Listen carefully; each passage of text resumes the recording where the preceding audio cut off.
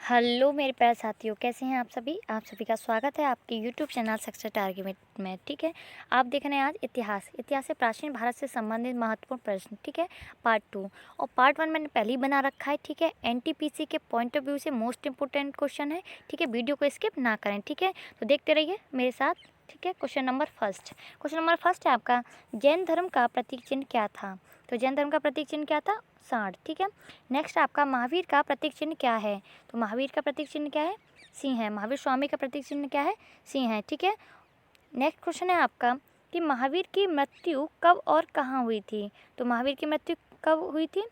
468 में हुई थी, 72 वर्ष की आयु में पावापुरी में राजगृह के पास हुई थी। कहाँ हुई थी? पावापुरी में राजगृह के पास हुई थी। ठीक है, नेक्स्ट क्वेश्चन आपका, प्रथम जैन सभा कब और कहाँ हुई थी? प्रथम जैन सभा कहाँ हुई थी? 322 ईस्वी से 298 ईसा पूर्व पाटलिपुत्र में हुई थी। पहली बात मैं आपको बता दूं, आप कंफ्यूज नहीं हुइएगा, ईस्वी आ रहा है तो कभी ईसा पूर्व आ रहा है। ठीक है, ईस्वी होता है एडी यानी एनिनो डोमिनो। ठीक है, और वो जो ईसा पूर्व होता है बीसी यानी बिफोर क्राइस्ट। ठीक है, इसकी फुल फॉर्म भी कभी कभी पूछ ली जाती है, तो ईसवी की और ईसा पूर्व की। ठीक है, अगर ईसा पूर्व आए तो उसे बोलते हैं बीसी यानी ईसा मसीह के पहले का समय। ठीक है, और एडी आए, एडी में होता है जो ईसा मसीह के बाद का समय। ठीक है, तो इसीलिए कंफ्यूज नहीं होएगा, मैंने आपको बता दिया। ठीक है, तो चलते हैं क्वेश्चन नंबर नेक्स्ट। ठीक है, बीसी होता है बिफोर क्राइस्ट, एसी होता है एनिनो डोमिनो। ठीक है, नेक्स्ट क्वेश्चन है आपका कि द्वितीय जैन सभा कब और कहाँ हुई थी? हाँ, एक और बात कि जो पहले का जो समय हुआ करता था तो पीछे की तरफ बैक लौटता था। ठीक है, जैसे कि आपने देखा ये जो 4 क्वेश्चन, 322 से 298 ईसा पूर्व में पाटलिपुत्र में स्थूलभद्र की अध्यक्षता में जैन सभा हुई थी। पहले 322 से 298 यानी समय पीछे बैक आ रहा है, और समय पीछे बैक कब आता है? ईसा पूर्व में आता है। ठीक है, और लेकिन ईस्वी में जैसे अब चल रहा है, जैसे 2021 चल रहा है तो आगे 2022 आएगी, ऐसे क्वेश्चन चलता है। ठीक है, ऐसे समय चलता है। नेक्स्ट है आपका, और पहले विपरीत चलता था। ठीक है, नेक्स्ट है आपका कि द्वितीय जनसभा कब और कहाँ हुई थी? तो द्वितीय जनसभा कहाँ हुई थी? 512 ईस्वी में हुई थी।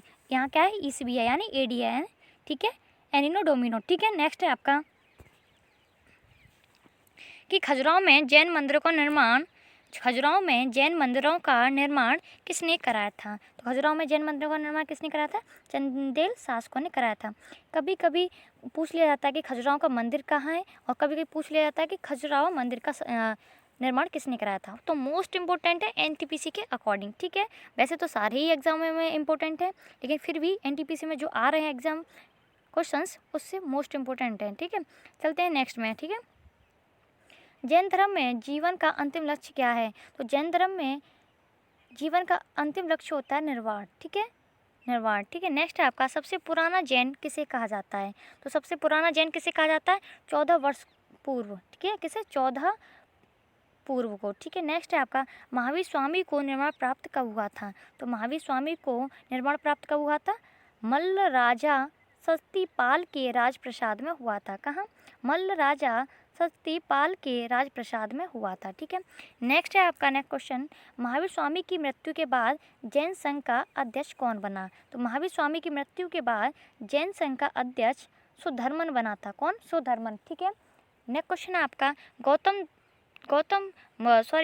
बौद्ध धर्म के संस्थापक कौन थे? तो कौन थे? गौतम बुद्ध। कौन थे? गौतम बुद्ध बौद्ध धर्म के संस्थापक थे। ठीक है, मोस्ट इंपोर्टेंट है, एक भी क्वेश्चन स्किप नहीं कीजिएगा। ठीक है, गौतम बुद्ध का जन्म कब हुआ था? तो गौतम बुद्ध का जन्म कब हुआ था? 563 ईसा पूर्व में हुआ था।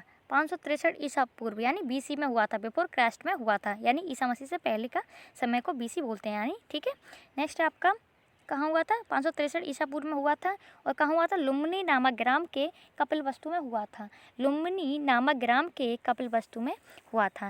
नेक्स्ट क्वेश्चन है आपका, गौतम बुद्ध के पिता, माता, पत्नी तथा पुत्र का क्या नाम था? तो गौतम बुद्ध के पिता का नाम था शुद्धोधन, और माता थी इनकी महामाया, और पत्नी यशोधरा थी, और पुत्र राहुल था। ठीक है, कंफ्यूज नहीं हुएगा। चलते हैं नेक्स्ट क्वेश्चन पर आपका। ठीक है, कंफ्यूज मत होइएगा कि गौतम बुद्ध और महावीर में बहुत लोग कंफ्यूज होते हैं। ठीक है, गौतम बुद्ध के पिता का नाम शुद्धोधन था, माता महामाया थी, और पत्नी यशोधरा थी, और पुत्र राहुल था। ठीक है, नेक्स्ट क्वेश्चन की तरफ चलते हैं हम। नेक्स्ट क्वेश्चन है आपका क्वेश्चन नंबर 14 कि बुद्ध का लालन पालन किसने किया था? बुद्ध का लालन पालन किसने किया था?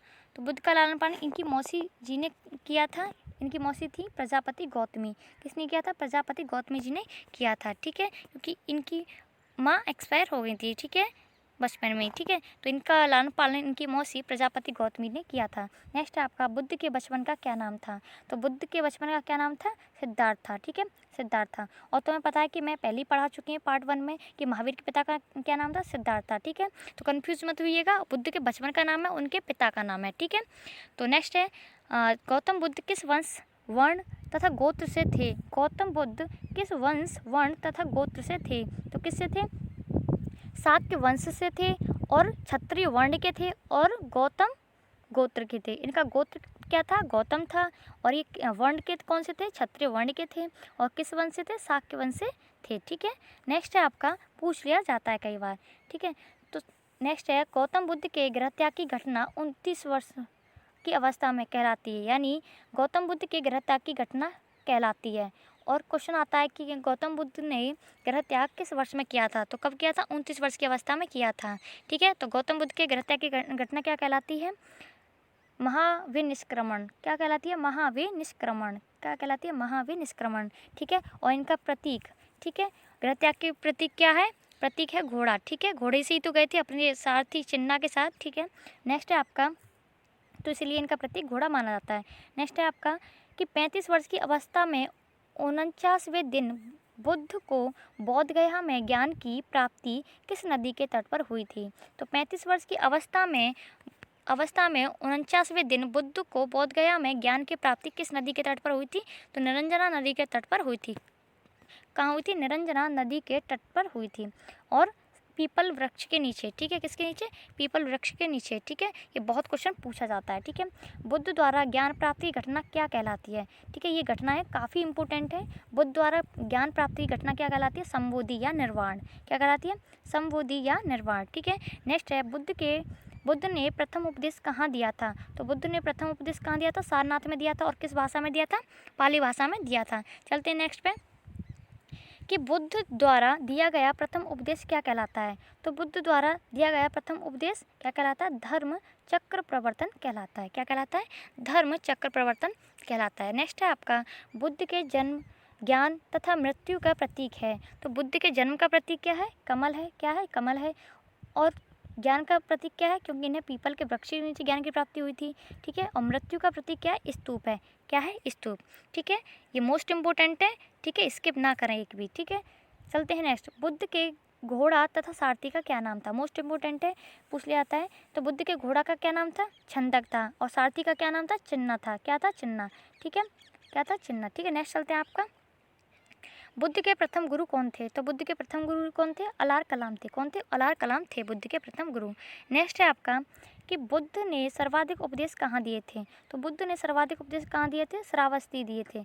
श्रावस्ती में दिए थे। और श्रावस्ती कौशल प्रदेश की राजधानी थी। किसकी? कौशल प्रदेश की राजधानी कौन सी थी? श्रावस्ती, ठीक है। और सबसे सर्वाधिक उपदेश कहाँ दिए थे? श्रावस्ती में दिए थे। नेक्स्ट क्वेश्चन है, बौद्ध धर्म के त्रिरत्न कौन से थे? मोस्ट इंपॉर्टेंट है बौद्ध धर्म के त्रिरत्न, क्योंकि एनटीपीसी में कई बार ये क्वेश्चन रिपीट हुआ है, ठीक है। हो सकता है आपके में भी आ जाए। तो कौन से थे? तो बुद्ध था, धम्म था और संघ थे, ठीक है। 3 रत्न कौन थे? बुद्ध, धम्म और संघ, क्योंकि जैन धर्म में दिया जाता है, जैन धर्म के भी 3 रत्न थे, तो ठीक है, इसलिए कन्फ्यूज मत होइएगा। बुद्ध के बुद्ध, धम्म और संघ थे, ठीक है। नेक्स्ट आपका, कि 80 वर्ष की अवस्था में बुद्ध की मृत्यु कहाँ और कब हुई थी? तो 80 वर्ष की अवस्था में बुद्ध की मृत्यु कुशीनगर में हुई थी। कुशीनगर में हुई थी। और कुशीनगर कहाँ पड़ता है? उत्तर प्रदेश में पड़ता है। और कब हुई थी? 483 ईसा पूर्व में हुई थी। कब हुई थी? 483 ईसा पूर्व में हुई थी, ठीक है। तो चलते हैं नेक्स्ट क्वेश्चन की ओर। नेक्स्ट क्वेश्चन है आपका, कि बुद्ध की मृत्यु की घटना कहलाती है। तो बुद्ध की मृत्यु की घटना क्या कहलाती है? महापरिनिर्वाण कहलाती है, ठीक है। ये घटना मोस्ट इंपॉर्टेंट है, बार बार कह रही हूँ मैं आपसे। तो बुद्ध की मृत्यु की घटना क्या कहलाती है? महापरिनिर्वाण कहलाती है, ठीक है। नेक्स्ट क्वेश्चन आपका, बुद्ध संघ में प्रवेश पाने को क्या कहा जाता है? तो बौद्ध संघ में प्रवेश पाने को क्या कहा जाता है? उपसंपदा कहा जाता है। क्या कहा जाता है? उपसंपदा कहा जाता है बौद्ध संघ में प्रवेश पाने को, ठीक है। नेक्स्ट है आपका, बुद्ध के अनुयायी शासक कौन थे? बुद्ध के अनुयायी शासक कौन थे? बिम्बिसार थे, अशोक एवं उदयन, ठीक है। बिम्बिसार का जो बेटा था वो अशोक था, अशोक का बेटा उदयन था, ठीक है। और नेक्स्ट प्रसेनजीत। कौन थे? प्रसेनजीत थे, ठीक है, प्रसेनजीत, ठीक है। मोस्ट इंपोर्टेंट है, पूछ लिया आता है कि बिंबिसार किसके शासक थे, किसके अनुयायी थे, तो किसके थे? बौद्ध धर्म के, ठीक है। अशोक किसके अनुयायी थे? बौद्ध धर्म के। ऐसे पूछ लिया आता है क्वेश्चन, ठीक है, कभी कभी घुमा के क्वेश्चन पूछा जाता है, ठीक है। तो पूरा पढ़िए ध्यान से। पाटलिपुत्र नगर की स्थापना किसने की थी? तो पाटलिपुत्र नगर की स्थापना किसने की थी? उदयन ने की थी, उदयन, ठीक है। उदयन इस अशोक का पुत्र है, ठीक है, हर्यक से हैं, ठीक है, ये लोग, ठीक है। नेक्स्ट है, और किस नदी के पास? ये मोस्ट इंपोर्टेंट है, पूछ लिया था कि किस नदी के संगम पर? तो गंगा एवं सोन नदी के संगम पर पाटलिपुत्र की स्थापना की थी उदयन ने, ठीक है। नेक्स्ट है आपका, बौद्ध धर्म का परम लक्ष्य है। तो बौद्ध धर्म का परम लक्ष्य क्या है? निर्वाण, ठीक है। जीवन मरण के चक्र से छुटकारा पाना, उसे ही निर्वाण कहा जाता है, ठीक है। इसका अर्थ क्या है? दीपक का बुझ जाना, यानी मरण के चक्र से छुटकारा पाना, ठीक है। नेक्स्ट क्वेश्चन है आपका, निर्वाण का अर्थ है दीपक का बुझना, ठीक है। जीवन मरण के चक्र से छुटकारा पाना ही निर्वाण कहलाता है और इसका अर्थ है दीपक का बुझ जाना, ठीक है, ठीक है। नेक्स्ट है आपका, बौद्ध संघ में प्रवेश करने वाली पहली महिला कौन थी? तो बौद्ध संघ में प्रवेश करने वाली पहली महिला कौन थी? प्रजापति गौतमी, जो कौन थी? उनकी मौसी यानी सौतेली माँ, ठीक है। नेक्स्ट है आपका, आजीवक संप्रदाय के प्रवर्तक कौन थे? तो आजीवक संप्रदाय के प्रवर्तक कौन थे? मखलीपुत्र गौशाला, कौन थे? मखलीपुत्र गौशाला, ठीक है। आजीवक संप्रदाय के प्रवर्तक कौन थे? मखलीपुत्र गौशाला, ठीक है।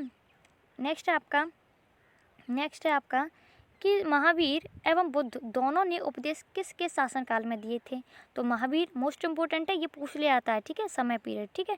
महावीर एवं बुद्ध दोनों ने उपदेश किसके शासनकाल में दिए थे? किसके शासनकाल में दिए थे? बिंबिसार के शासनकाल में दिए थे। किसने?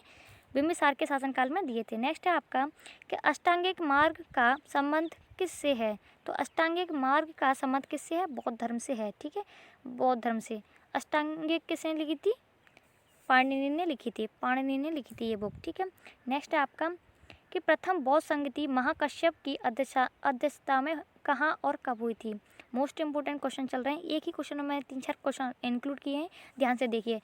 पूछ लिया था प्रथम बौद्ध संगति कब हुई थी, किसकी अध्यक्षता में हुई थी और कब हुई थी, ठीक है, और इसके अध्यक्षता कौन थे, अध्यक्षता किसने की थी, ठीक है। तो प्रथम बौद्ध संगति महाकश्यप की अध्यक्षता में कहाँ और कब हुई थी? तो राजगृह में हुई थी, और कब हुई थी? 483 ईसा पूर्व में हुई थी, और अजातशत्रु के शासनकाल में हुई थी। कहाँ? अजातशत्रु के शासनकाल में हुई थी, ठीक है। नेक्स्ट है आपका कि द्वितीय बौद्ध संगति सभाकामी की अध्यक्षता में कहाँ और कब हुई थी, ठीक है। द्वितीय बौद्ध संगति सभाकामी की अध्यक्षता में कहाँ और कब हुई थी? तो कब हुई थी? वैशाली में हुई थी। कब हुई थी? 383 ईसा पूर्व में हुई थी, और कालाशोक के समय में हुई थी। कहाँ हुई थी? कालाशोक के समय में हुई थी। नेक्स्ट क्वेश्चन है आपका, तृतीय बौद्ध संगति मोंगलीपुत्र की अध्यक्षता में कब और कहाँ हुई थी, ठीक है। तृतीय बौद्ध संगति मोंगलीपुत्र की अध्यक्षता में कब व कहाँ हुई थी? तो 251 ईसा पूर्व में हुई थी। कहाँ हुई थी? पाटलिपुत्र में, तथा अशोक के समय में हुई थी। कहाँ हुई थी? अशोक के समय में हुई थी, ठीक है। चलते हैं नेक्स्ट क्वेश्चन पे। क्वेश्चन नंबर 40 है, चतुर्थ बौद्ध संगति वसुमित्र एवं व अश्वघोष की अध्यक्षता में कब और कहाँ हुई थी, ठीक है। ये क्वेश्चन मोस्ट इंपोर्टेंट चल रहे हैं, ठीक है। चतुर्थ बौद्ध संगति वसुमित्र व अश्वघोष की अध्यक्षता में कब और कहाँ हुई थी? तो कब हुई थी? प्रथम शताब्दी में हुई थी, यानी 78 AD में हुई थी। कश्मीर में हुई थी और कनिष्क के समय में हुई थी। कब हुई थी? कश्मीर में हुई थी और प्रथम शताब्दी में हुई थी, ठीक है। और मैंने AD का मतलब बता दिया, एडिनो डोमिनो, ठीक है, ईसा मसीह के बाद का समय, ठीक है, और कनिष्क के समय में हुई थी। ये मोस्ट इंपोर्टेंट है, किसके शासनकाल में हुई थी ये पूछा जाता है, ठीक है। तो कनिष्क के शासनकाल में। नेक्स्ट है, हर्यक वंश का प्रथम शक्तिशाली शासक कौन था? पूछ लिया जाता है कि हर्यक वंश का समय पीरियड क्या है? तो क्या है? 444 से 412 ईसा पूर्व, ठीक है। 444 से 412 ईसा पूर्व इसका समय काल है, ठीक है। और इसके प्रथम शक्तिशाली शासक कौन थे? बिंबिसार। कौन थे? बिंबिसार इसके प्रथम शक्तिशाली शासक थे, ठीक है। नेक्स्ट क्वेश्चन है आपका, हर्यक वंश का अंतिम शासक कौन था? तो हर्यक वंश का अंतिम शासक कौन था? नागदशक, ठीक है, नागदशक उदयन का पुत्र था। कौन था? नागदशक उदयन का पुत्र था, ठीक है। नेक्स्ट है कि शिशुनाग वंश का संस्थापक तथा अंतिम शासक कौन था। शिशुनाग वंश का संस्थापक तथा अंतिम शासक कौन था। तो शिशुनाग वंश का संस्थापक कौन था, शिशुनाग था। और अंतिम शासक कौन था, नंदीवर्धन। कौन था, नंदीवर्धन। ठीक है, नेक्स्ट है आपका नंद वंश का संस्थापक कौन था। तो नंद वंश का संस्थापक कौन था, महापद्म नंद। ठीक है, नंद वंश का संस्थापक कौन था, महापद्म नंद।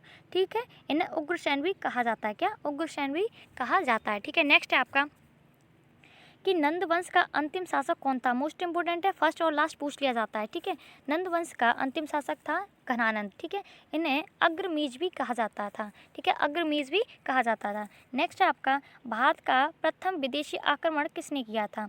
तो भारत का प्रथम विदेशी आक्रमण ईरानियों ने किया था और दूसरा आक्रमण किसने किया था, सिकंदर ने किया था।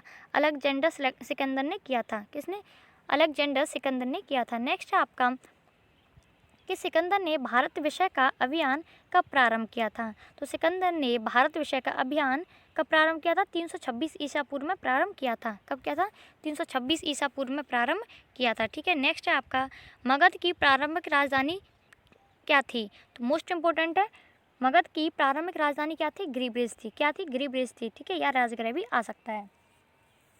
नेक्स्ट है आपका सिकंदर और पोरस के बीच युद्ध को क्या कहा जाता है। सिकंदर और पोरस के बीच जो युद्ध हुआ था उसे क्या कहा जाता है, हाइडी स्पीच का युद्ध कहा जाता है। क्या, हाइडी स्पीच का युद्ध कहा जाता है। मोस्ट इंपोर्टेंट है ये वाला क्वेश्चन। ठीक है, और किस नदी के पास हुआ था, तो झेलम। इसे झेलम को ही विस्ता कहा जाता है। विस्ता नदी बोल सकते हैं या झेलम भी आ सकता है। ठीक है, इसका परिवर्तित नेम है। ठीक है, विस्ता, पहले झेलम को क्या कहा जाता था, विस्ता कहा जाता था। ठीक है, नेक्स्ट है आपका, नेक्स्ट क्वेश्चन है आपका सिकंदर की मृत्यु कब और कहाँ हुई थी। तो सिकंदर की मृत्यु कब हुई थी, 323 ईसा पूर्व में हुई थी। और कहाँ हुई थी, बेबीलोन में हुई थी। कहाँ हुई थी, बेबीलोन में हुई थी। नेक्स्ट है कश्मीर के इतिहास से संबंधित पुस्तक कौन सी है। तो कश्मीर के इतिहास से संबंधित पुस्तक राज तरंगिणी है। कौन सी है, राज तरंगिणी। और इसके रचयिता कौन है, कलहण। इसके रचयिता हैं कलहण। ठीक है, नेक्स्ट है आपका अष्टाध्यायी। अष्टाध्यायी के लेखक कौन है। ठीक है, अष्टाध्यायी के लेखक कौन है। ठीक है, लेकिन ये किस में लिखी है, ये संस्कृत भाषा में व्याकरण की प्रथम पुस्तक है। ठीक है, ये संस्कृत भाषा में लिखी हुई व्याकरण की प्रथम पुस्तक है। और इसके लेखक कौन है, ये पूछा गया है। ठीक है, नेक्स्ट है इसके लेखक कौन है। ठीक है, तो कौन है इसके लेखक, पाणिनि है। कौन है, पाणिनि। ठीक है, मोस्ट इंपोर्टेंट बुक हैं ये। ठीक है, नेक्स्ट है आपका इस्लाम धर्म के संस्थापक कौन थे। तो इस्लाम धर्म के संस्थापक कौन थे, हज़रत मोहम्मद। ठीक है, हज़रत मोहम्मद। नेक्स्ट है आपका कि हज़रत मोहम्मद का जन्म कब हुआ था। तो हज़रत मोहम्मद का जन्म कब हुआ था, मक्का में हुआ था, 570 ईस्वी को हुआ था। 570 ईस्वी को हुआ था। नेक्स्ट है आपका हिजरी संवत की शुरुआत कब हुई थी। ठीक है, एक संवत हिजरी और विक्रम संवत होता है, 3 संवत होते हैं। ठीक है, तो हिजरी संवत की शुरुआत कब हुई थी, 322 ईसा पूर्व में हुई थी। ठीक है, 622 ईसा पूर्व में हुई थी। 622 ईस्वी में हुई थी। ठीक है, कब हुई थी, हिजरी संवत की शुरुआत कब हुई थी, 622 ईस्वी में हुई थी। ठीक है, हर्षवर्धन के समयकाल में हुई थी। ठीक है, हर्षवर्धन का समयकाल यहीं से माना जाता है। ठीक है, पूछ लिया जाता है किसके समय, तो हर्षवर्धन। ठीक है, नेक्स्ट आपका हज़रत मोहम्मद की मृत्यु कहाँ और कब हुई थी। तो हज़रत मोहम्मद की मृत्यु 8 जून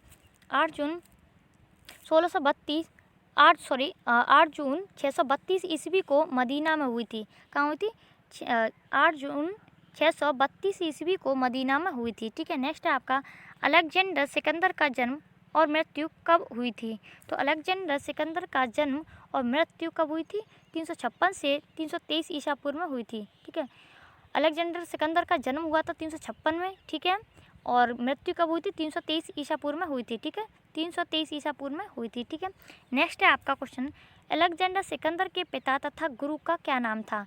तो अलेक्जेंडर सिकंदर के पिता तथा गुरु कौन थे, इनके पिता फिलिप थे तथा इनके गुरु अरस्तु थे। ठीक है, कौन थे, अरस्तु। मोस्ट इंपोर्टेंट है।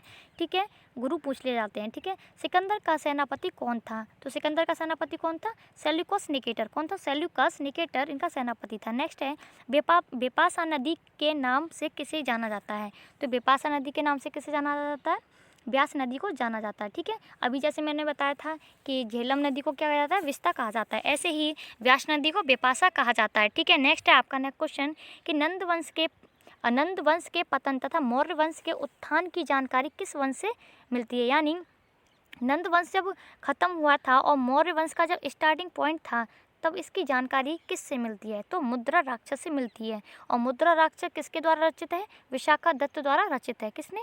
विशाखा दत्त द्वारा लिखी गई है। ठीक है, नेक्स्ट है भारतीय पटल पर आर्य उभरे थे कब? ठीक है, 2500 से 1500 ईसा पूर्व। ठीक है, 2500 से 1500 ईसा पूर्व। नेक्स्ट है आर्य लोग भारत कहाँ से आए थे? तो पूछ लिया था, मोस्ट इंपोर्टेंट क्वेश्चन है। ठीक है, आर्य लोग भारत कहाँ से आए थे? ठीक है, अलग अलग कथन है सभी लोगों का। ठीक है, जैसे बाल गंगाधर तिलक, ठीक है, मैक्स मुलर, ठीक है, ये।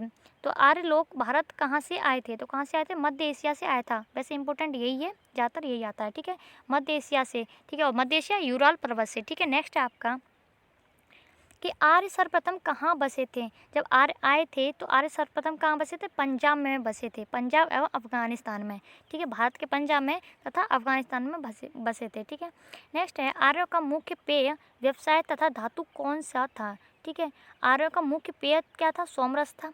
ठीक है, और व्यवसाय क्या था? पशुपालन था। और धातु कौन सी थी? लोहा थी। ठीक है, मोस्ट इंपोर्टेंट है, पूछ ली जाती है कि आर्यों का सर्वाधिक प्रिय देवता कौन था? ठीक है, 66। आर्यों का प्रिय देवता कौन था? ठीक है, चलते हैं क्वेश्चन नंबर 66 पे। ठीक है, और पशु कौन था? आर्यों का प्रिय देवता तथा पशु कौन था? तो आर्यों का प्रिय देवता कौन था? इंद्र था। और पशु कौन था? घोड़ा। ठीक है, पशु कौन था? घोड़ा। ठीक है, नेक्स्ट है आपका कि आर्यों की मूल भाषा कौन सी थी? तो आर्यों की मूल भाषा कौन सी थी? संस्कृत थी। कौन सी? संस्कृत। नेक्स्ट है आपका कि मूर्ति पूजा का प्रारंभ कब हुआ था? तो मूर्ति पूजा का प्रारंभ कब हुआ था? उत्तर वैदिक काल में। उत्तर वैदिक काल का समय पूछ लिया था, समय अवधि क्या है? तो 1000 से 600 ईसा पूर्व है। ठीक है, क्योंकि इसमें बैक समय लौटता है। ठीक है, ईसा पूर्व में। ठीक है, उत्तर वैदिक काल में 1000 से 600 ईसा पूर्व। ठीक है, और मैंने पिछली वीडियो में पढ़ा रखा है ऋग वैदिक का समय काल वगैरह। ठीक है, 1500 से 1000 ईसा पूर्व। ठीक है, देख लीजिएगा वो अगर वीडियो नहीं देखे तो। ठीक है, वीडियो अच्छी लगे वीडियो को लाइक सब्सक्राइब करें। ठीक है, नेक्स्ट क्वेश्चन आपका इस्लाम जगत में खलीफा पद को समाप्त करने वाला शासक कौन था? ठीक है, इस्लाम जगत में खलीफा पद को समाप्त करने वाला शासक कौन था? मुस्तफा कमाल पाशा। ठीक है, कब समाप्त किया था? 1924 में। कब? 1924 में। नेक्स्ट है आपका कि मौर्य वंश के संस्थापक चंद्रगुप्त मौर्य का जन्म तथा मृत्यु कब हुई थी? ठीक है, तो मौर्य वंश का संस्थापक चंद्रगुप्त मौर्य का जन्म कब हुआ था? 345 ईसा पूर्व में हुआ था तथा मृत्यु 298 ईसा पूर्व में हुई थी। ठीक है, मौर्य वंश के संस्थापक चंद्रगुप्त मौर्य का जन्म हुआ था 345 ईसा पूर्व में तथा मृत्यु 298 ईसा पूर्व में हुई थी। ठीक है, नेक्स्ट क्वेश्चन है कि चंद्रगुप्त मौर्य ने मौर्य वंश की नींव किसे पराजित करके डाली थी? चंद्रगुप्त मौर्य ने मौर्य वंश की नींव किसे पराजित करके डाली थी? घनानंद को पराजित करके डाली थी। और घनानंद किस वंश के थे? अंतिम शासक थे। किसके? नंद वंश के अंतिम शासक थे घनानंद। मैंने आगे बता दिया है। ठीक है, नेक्स्ट है आपका कि अर्थशास्त्र, अर्थशास्त्र के लेखक कौन है? ठीक है, अर्थशास्त्र, ठीक है, पूछ लिया है, राजनीति पर आधारित पुस्तक थी। अर्थशास्त्र कौन सी? राजनीति पर आधारित पुस्तक के लेखक कौन है? तो कौन है? चाणक्य हैं। कौन है? चाणक्य हैं, जिन्हें कौटिल्य भी कहा जाता है। कौन है? चाणक्य हैं, जिन्हें कौटिल्य भी कहा जाता है। नेक्स्ट है अर्थशास्त्र की तुलना किससे की जाती है? अर्थशास्त्र किसमें लिखा है? संस्कृत में। तो इस संस्कृत वाली की तुलना किससे की जाती है? तो अरस्तु की अर्थशास्त्र, जो कि संस्कृत में लिखा है, ठीक है, की तुलना किससे की जाती है? अरस्तु की पॉलिटिक्स एवं मैकियावली की द प्रिंस से की जाती है। ठीक है, मोस्ट इंपोर्टेंट है, अरस्तु ने कौन सी लिखी थी? पॉलिटिक्स, और मैकियावली ने द प्रिंस लिखी थी। ठीक है, नेक्स्ट है आपका कि चंद्रगुप्त मौर्य के गुरु और महामंत्री थे। तो चंद्रगुप्त के गुरु कौन थे? चाणक्य थे, और महामंत्री भी चाणक्य थे। ठीक है, जिन्हें विष्णुगुप्त के नाम से जाना जाता है, जिन्हें विष्णुगुप्त के नाम से जाना जाता है। ठीक है, नेक्स्ट है आपका कि सर्वप्रथम भारत को इंडिया से संबंधित किसने कराया? तो सर्वप्रथम भारत को इंडिया से संबंधित किया यूनानियों ने। किसने? यूनानियों ने किया था। ठीक है, नेक्स्ट है आपका कि चंद्रगुप्त मौर्य ने जैन धर्म की शिक्षा किससे ली थी? ठीक है, तो किससे ली थी? भद्रबाहु से ली थी। किससे ली थी? भद्रबाहु से ली थी चंद्रगुप्त मौर्य ने जैन धर्म की शिक्षा। ठीक है, मोस्ट इंपोर्टेंट है, पूछा गया कई बार। ठीक है, चंद्रगुप्त के दरबार में आने वाला प्रसिद्ध यूनानी कौन था? तो चंद्रगुप्त मौर्य के दरबार में आने वाला प्रसिद्ध यूनानी कौन था? मेगास्थनीज। ठीक है, जो सेल्यूकस निकेटर का राजदूत था, जो सेल्यूकस निकेटर का राजदूत था। मोस्ट इंपोर्टेंट है, पूछ लिया जाता है कि मेगास्थनीज किसका राजदूत था? ठीक है, किसने भेजा था? तो सेल्यूकस निकेटर का राजदूत था। ठीक है, नेक्स्ट है आपका चंद्रगुप्त शब्द का पहला उल्लेख किस अभिलेख से मिलता है? तो चंद्रगुप्त शब्द का पहला उल्लेख किस अभिलेख से मिलता है? रुद्रदामन के जूनागढ़ अभिलेख से मिलता है। किससे? रुद्रदामन के जूनागढ़ अभिलेख से मिलता है। ठीक है, नेक्स्ट क्वेश्चन की ओर चलते हैं हम। नेक्स्ट क्वेश्चन है 79। ठीक है, नेक्स्ट क्वेश्चन है 79 कि चंद्रगुप्त मौर्य की मृत्यु कहाँ हुई थी? तो चंद्रगुप्त मौर्य की मृत्यु कहाँ हुई थी? श्रवणबेलगोला में हुई थी। कहाँ हुई थी? श्रवणबेलगोला में हुई थी। और कब हुई थी? 298 ईसा पूर्व में हुई थी। ठीक है, चंद्रगुप्त मौर्य की मृत्यु। और श्रवणबेलगोला कहाँ पड़ता है? कर्नाटक में पड़ता है। नेक्स्ट है, बिंदुसार के अन्य नाम क्या हैं? तो बिंदुसार के अन्य नाम क्या है? अमित्रघात है, मोस्ट इंपोर्टेंट है, अमित्रघात पूछा गया है। और इसका नेक्स्ट है अमित्रकोडस। ठीक है, और नेक्स्ट है सिंहसेन। क्या है? सिंहसेन। ठीक है, विशेष रूप से याद रखिएगा। ठीक है, नेक्स्ट है, इंडिका पुस्तक के लेखक कौन है? तो इंडिका पुस्तक के लेखक कौन है? मेगास्थनीज है। ठीक है, मेगास्थनीज। अशोक का नाम अशोक किस अभिलेख में मिलता है? अशोक का नाम अशोक किस अभिलेख में मिलता है? ठीक है, तो मौस्की अभिलेख में मिलता है और गुजरा अभिलेख में मिलता है। ये मौस्की अभिलेख कहाँ है? आंध्र प्रदेश में है। और गुजरा कहाँ है? एमपी में पड़ता है। ठीक है, नेक्स्ट है आपका कि अशोक ने सांची का स्तूप कहाँ बनवाया था? तो अशोक ने सांची का स्तूप बनवाया। ठीक है, कहाँ बनवाया था? मध्य प्रदेश में बनाया था। मोस्ट इंपोर्टेंट क्वेश्चन है, पूछ लिया था कि सांची का स्तूप किसने बनवाया था? अशोक ने। ठीक है, और सांची का स्तूप कहाँ है? मध्य प्रदेश में। ठीक है, नेक्स्ट है आपका, भारत में शिलालेख का प्रचलन किसने शुरू किया था? तो भारत में शिलालेखों का प्रचलन किसने शुरू किया था? अशोक ने शुरू की थी। अशोक के शासनकाल से ही शिलालेखों का प्रारंभ हुआ था, यानी अशोक ने ही किया था। नेक्स्ट है, श्रीनगर की स्थापना किसने की थी? मोस्ट इंपोर्टेंट है, एक न एक क्वेश्चन पूछा जा रहा है। अभी हैदराबाद पूछा गया था। ठीक है, और श्रीनगर भी पूछ लिया गया है। ठीक है, आप भी ध्यान रखिए, हो सकता है आपके में पूछ लिया जाए। श्रीनगर की स्थापना किसने की थी? तो किसने की थी? अशोक ने की थी, और वितस्ता नदी के तट पर की थी। वितस्ता, अभी थोड़ी देर पहले बताया था मैंने, वितस्ता यानी झेलम नदी। ठीक है, नेक्स्ट है आपका, अशोक के गुरु कौन थे? तो अशोक के गुरु कौन थे? मोगलीपुत्र तिस्सस। कौन थे? मोगलीपुत्र तिस्सस। ठीक है, मोगलीपुत्र तिस्सस अशोक के गुरु थे। नेक्स्ट है, अशोक ने बौद्ध धर्म की दीक्षा किससे ली थी? तो अशोक ने बौद्ध धर्म की दीक्षा किससे ली थी? उपगुप्त से ली थी। ठीक है, उपगुप्त से ली थी। नेक्स्ट है, अशोक का सबसे छोटा अभिलेख कौन सा है? तो अशोक का सबसे छोटा अभिलेख कौन है? रोमनदेई अभिलेख। कौन सा है? रोमनदेई अभिलेख अशोक का सबसे छोटा अभिलेख है। नेक्स्ट है, अशोक का सबसे बड़ा स्तंभ लेख है। तो कौन सा है सबसे बड़ा स्तंभ लेख? 7वां स्तंभ लेख है अशोक का सबसे बड़ा। नेक्स्ट है, अशोक का अन्य नाम क्या है? तो अशोक का अन्य नाम क्या है? देव नाम है और प्रियदर्शी है। अशोक का अन्य नाम पूछने को आ जाता है तो अन्य नाम में प्रियदर्शी भी आ सकता है और देव नाम भी आ सकता है। ठीक है, नेक्स्ट है, अशोक ने, मोस्ट इंपोर्टेंट क्वेश्चन है, अशोक ने बौद्ध धर्म के प्रचार के लिए श्रीलंका भेजा था। किसे भेजा था? ठीक है, और किस भाषा में प्रचार के लिए भेजा था? पाली भाषा में। ठीक है, तो अपने पुत्र महेंद्र को भेजा था और पुत्री संघमित्रा को भेजा था। अपने पुत्र महेंद्र और पुत्री संघमित्रा को श्रीलंका भेजा था बौद्ध धर्म के प्रसार के लिए। ठीक है, नेक्स्ट है, अशोक के शिलालेखों की खोज की थी। तो अशोक के शिलालेखों की खोज किसने की थी? मोस्ट इंपोर्टेंट है, देख के चलना मैं क्या बोल रही हूँ। ठीक है, तो किसने की थी? टी फेंथलर ने की थी। टी फेंथलर ने की थी। कब की थी? 1750 ईस्वी में की थी। ठीक है, नेक्स्ट क्वेश्चन है आपका, नेक्स्ट क्वेश्चन है 93। ठीक है, नेक्स्ट क्वेश्चन आपका 93 क्वेश्चन आपका कि अशोक के अभिलेखों का सर्वप्रथम किसने और कब पढ़ा था? तो अशोक के अभिलेखों को सर्वप्रथम किसने और कब पढ़ा था? तो जेम्स प्रिंसेप ने पढ़ा था। और कब पढ़ा था? 1837 ईस्वी में पढ़ा था। कब पढ़ा था? 1837 ईस्वी में पढ़ा था। नेक्स्ट है, ठीक है, और वो कौन सी थी? 1750 में खोज थी। और ये अशोक के अभिलेखों को किसने पढ़ा? जेम्स प्रिंसेप ने। मोस्ट इंपोर्टेंट है, पूछा जाता है, कई बार पूछा गया है। ठीक है, पुराणों में अशोक को क्या कहा जाता है? तो पुराणों में अशोक को क्या कहा जाता है? अशोक वर्धन कहा जाता है। क्या कहा जाता है? अशोक वर्धन। और कितने पुराण है? मैंने पहले ही बता दिया है, 18। ठीक है, नेक्स्ट है आपका कि अशोक के कुल शिलालेखों की संख्या कितनी है? तो अशोक के कुल शिलालेखों की संख्या कितनी? 14 है अशोक के कुल शिलालेखों की संख्या। नेक्स्ट है आपका कि अशोक ने धम्म स्वीकार कब किया था? अशोक ने धम्म स्वीकार कब किया था?